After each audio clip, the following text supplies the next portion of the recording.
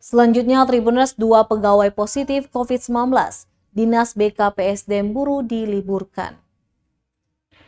Aktivitas perkantoran Badan Kepegawaian dan Pengembangan Sumber Daya Manusia BKPSDM Kabupaten Buruh dihentikan. Seluruh pegawai pun dirumahkan sementara waktu sejak Kamis 24 Februari hingga Senin 1 Maret 2022. Kebijakan tersebut tertera dalam surat edaran tentang pemberitahuan isolasi mandiri dan aktivitas kantor ditutup.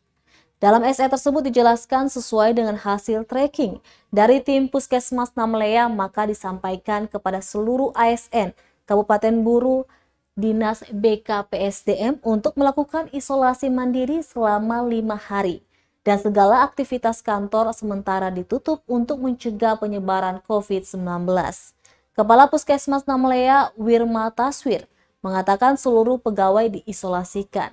Karena berdasarkan hasil pemeriksaan antigen, ada 2 pegawai yang terkonfirmasi positif COVID-19. Dia mengungkapkan ada sebanyak 33 orang pegawai dilacak kemungkinan penyebaran COVID-19. Menurutnya tujuan tracking untuk memutus mata rantai penyebaran virus berbahaya itu. Pantauan tribunambon.com di lokasi pukul 10 pagi tidak ada aktivitas apapun di kantor BKPSDM. Pintu masuk pun tampak digembok.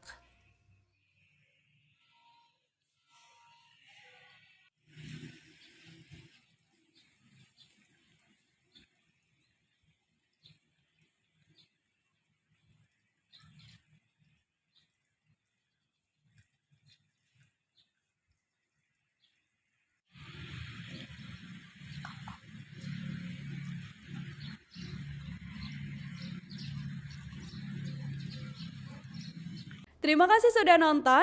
Jangan lupa like, subscribe, dan share ya.